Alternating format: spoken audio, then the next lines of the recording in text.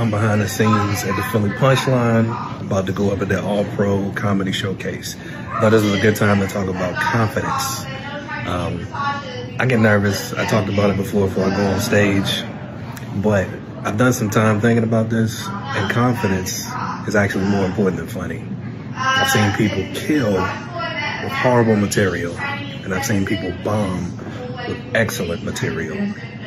But the kicker is walking out there and looking at the audience as if something is wrong with them and they don't recognize that you're funny. So if you can go out there, I don't know if fake it till you make it is the right way to go, but if you exude that confidence, the audience can tell, and you will do better and more often and in more rooms. For more tips and content, check out LionelHarris.com, links to my Patreon. All right, peace.